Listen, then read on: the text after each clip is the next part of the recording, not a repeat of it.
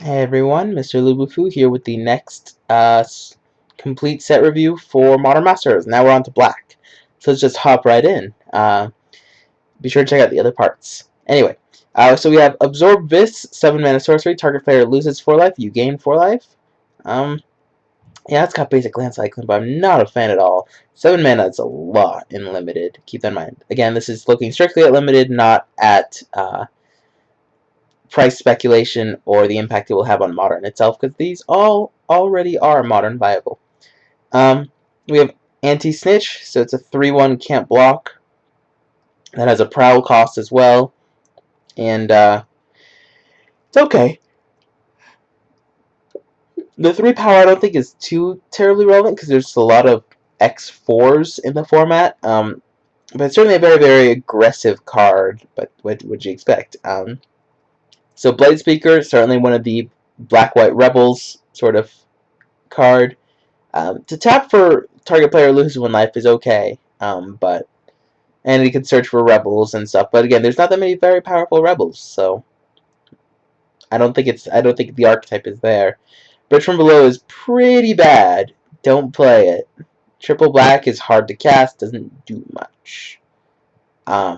Dark Confidant's okay. You just have to be careful when if you have a deck full of expensive 6-drops. Like, Confidant can kill you a lot faster than it can in other formats. Deathcloud, if you can set it up right, is really powerful. So it's important to keep that in mind. It's a triple black though, so the casting cost is quite prohibitive. So be careful with that. Death Denied, another arcane spell. Return X creature cards from your graveyard to your hand. Meh. You can set off some cycles with it in a green card that you'll see later, but the cycle isn't that good. You'll also see black has probably some of the best unconditional removal in the format. For example, we have Death Rattle, a card that I very much enjoyed playing back in the day, or during drafts, and it does a lot of work. So certainly very, very powerful uncommon. You have Deep Cavern Imp, which was a card that I didn't like that much. But if you're playing Black-Green Dredge, which is the archetype we're trying to push with those colors, it can be okay. I mean, it's a discarded card effect.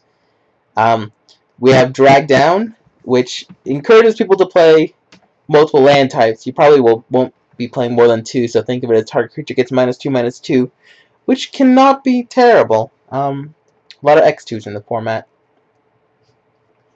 We have Dream Spoiler Witches, which is okay. I'm not a huge fan of it. I mean, you have to have a lot of fairies to back it up. And that's why whenever you cast a spell during your opponent's turn, you have target creature get -1/-1, which can be okay. It's not too impressive. We have Earwig Squad, which, I mean, already being a 5/3 for 5 in this format is pretty good. If it was a 5/4, of course, it would be better. But if you can get it for its Prowl cost, like, you can just wreck somebody. You're like, oh, you have bombs? Especially in sealed. Oh, you have bombs? Oh, you have removal? Say goodbye. Certainly can do stuff. Executioner's Castle is a card I absolutely love. I really shouldn't as much, but it's quite powerful. More unconditional removal. Don't play Extirpate. Move on. In sealed, of course. Just because it's not that good. Face Halter's okay. I'm not a fan of it though. 1/1s for 1, I just don't like in sealed formats. As you're going hyper aggro. Fairy Macabre, another like counter dredge. It's another fairy. It's a 3-mana 2/2 flyer, so can do work. Festering Goblin, again, I don't like 1/1s for 1. This one's okay, because when it dies, target creature gets -1/-1 until end of turn. Unfortunately, it's not a counter, so it's not as good, but as the 1-drop from Scars of Mirrodin, but it's still fine. Hirobi's Whisper, again, more unconditional removal. Notice how it's in black. Black's a good color, I think. You can also splice another Arcane, which is it might show up occasionally, but destroy target non-black creature, powerful effect. Kakusha, well, 5/5 dragon for 4, like, we take it. Mad Ante is a card that really makes goblins a viable theme. Other goblins you control get +1/+1 and regenerate another goblin. Can certainly do a lot of work. I like it if you have the goblins to back it up. Marsh Flitter. So it's a 4-mana 1/1 flyer that you put 2/1/1, so it's 3 power for 4. You can sack a goblin, it becomes a 3/3 until end of turn, so it's okay. I'm not terribly impressed with it. Pepper Smoke is pretty good if you have the fairies to back it up, just because it cantrips, but not much else. Okay, this card is pronounced Tysis. Yes, I know that there's not like a Y in there, but it's pronounced Tysis.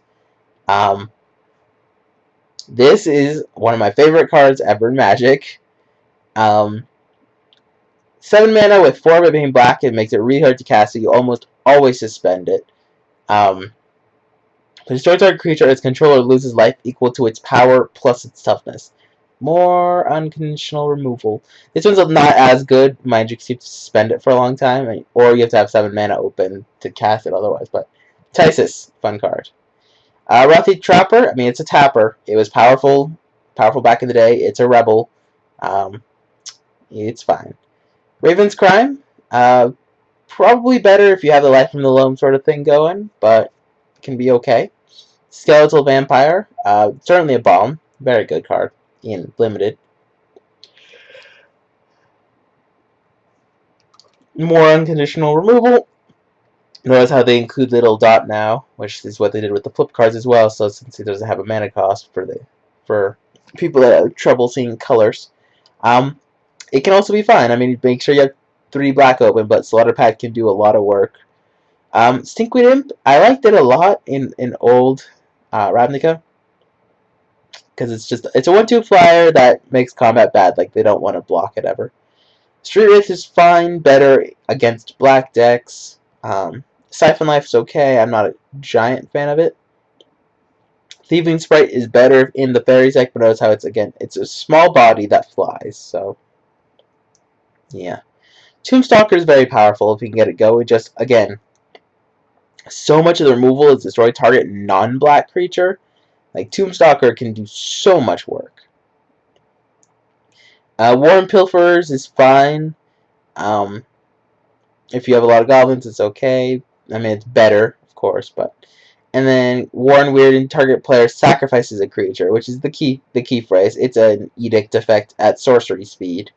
If it's a goblin, they get 2/1/1, so you don't want to use it against goblins.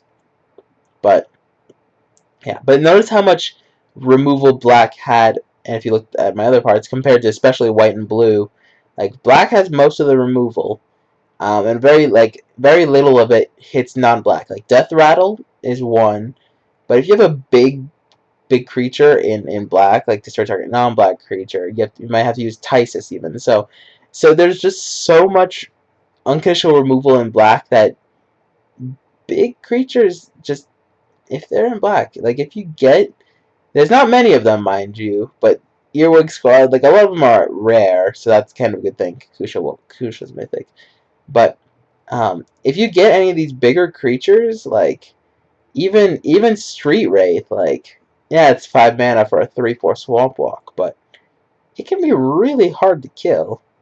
Anyway, thank you all for watching. Rate, comment, subscribe.